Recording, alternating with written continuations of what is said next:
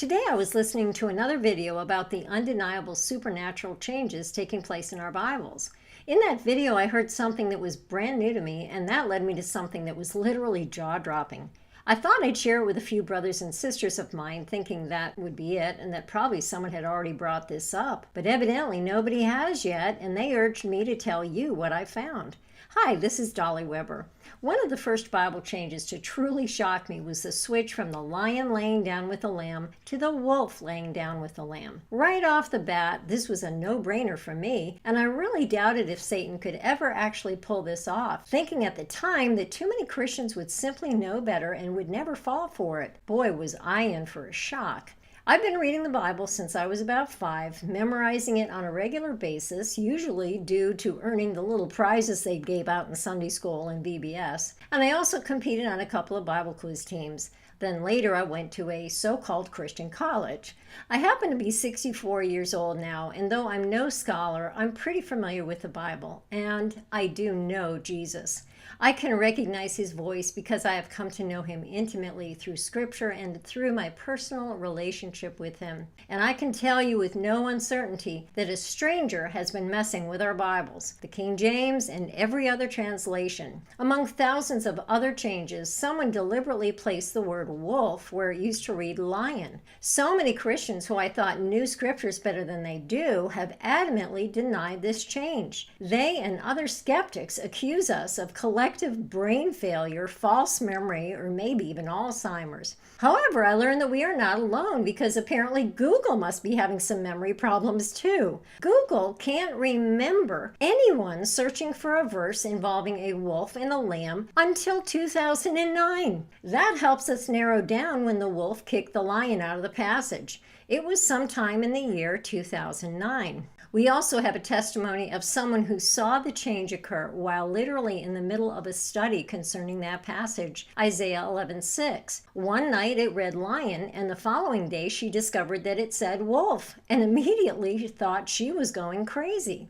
I, for one, have used Google literally thousands of times in the past 20 years, and many of my searches, I'll admit, were a speedy way to find certain scriptures. Apparently, a lot of other people do the same thing. Yet I can tell you for a fact that I personally would never have had any reason to look for wolf and the lamb any time at all, leave alone before 2009. And according to Google's records, no one else searched for it before 2009 either. So that raises a very important question. If countless thousands of people use Google as a speedy concordance as I do, and if Isaiah 11:6 did in fact talk about a wolf and a lion, then why did no one ever search for that verse until 2009, when the change would have occurred? When I heard this today, I wanted to dig. I decided to search myself using years preceding 2009. I went to Google and typed in wolf, lamb, 2008.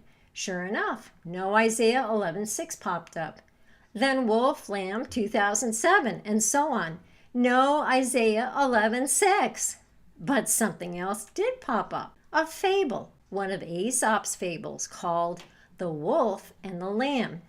The story comes from 1919 and was depicted with this picture. The story goes like this. Once upon a time, a wolf was drinking water from a spring on a hillside when, looking up, what should he see but a lamb just beginning to drink a little lower down. "There's my supper," thought he, "if only I can find some excuse to seize it." Then he called out to the lamb, "How dare you muddle the water from which I am drinking?" "Nay, master, nay," said the lamb. "If the water be muddy up there, I cannot be the cause of it, for it runs down from you to me." "Well then," said the wolf, "why did you call me bad names this time last year?" "That cannot be," said the lamb. "I am only 6 months old." "I don't care," snarled the wolf. "If it was not you, it was your father." And with that he rushed upon the poor little lamb and wara, wara, wara, wara, wara, ate her all up. But before she died, she gasped out, "Any excuse will serve a tyrant."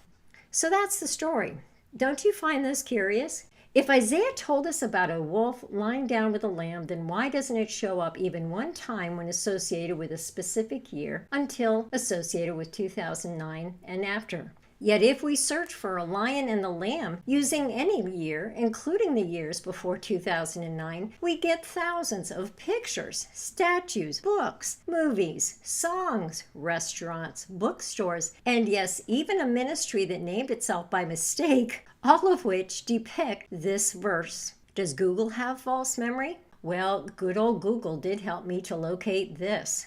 2 Timothy 4:3 and 4. For the time will come when they will not endure sound doctrine, but after their own lusts shall they heap to themselves teachers, having itching ears. And they shall turn away their ears from the truth, and shall be turned into fables. Boy, Paul sure got this one right. Fables. Aesop's fables.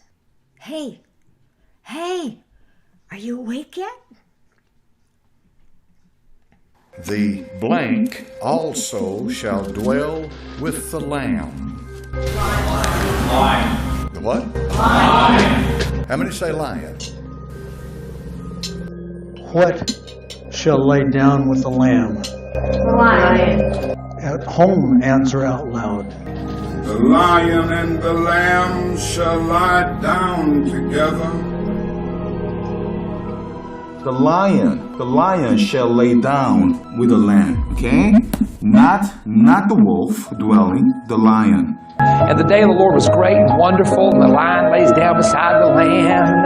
The child can play with the snake. This earth, the very earth that spurned him, that spat upon him, that rejected him, that crucified him, that very earth is going to be ruled by him when he returns back again to the earth. And it's going to be different for other reasons. The whole world is going to be pacified. The animal kingdom is going to be pacified. The lion and the lamb will lie down together. The wisdom of God will fill the land as water fills the sea.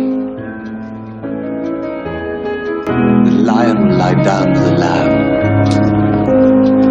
There'll be no more killing or destroying. There's going to be 1,000 years of peace when the lion shall lay down with the lamb. There is going to be 1,000 years of perfect peace when the lion shall lay down with the lamb. If the lion is to lie down next to the lamb peacefully. Without money, people like us ain't got no chance at all. But it ain't always gonna be that way, James. It says so right in the Bible. The day will come when the lion will lay down with the lamb.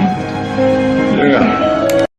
Up there on the summit, the lion lays down with the lamb. Can you see it now? Yes! It's good, isn't it? I'm looking for the lion and the lamb! It's behind you, silly! The lion laying down with the lamb! Well, the bear will be gentle, and the wolf will be tamed, and the lion shall lay down by the lamb, oh yes. The lion shall lie down with this animal. Very, very put in the lamb. The lion shall lie down with this animal. Very, very put in the lamb. Nope, sorry. Go home to Daddy Aesop.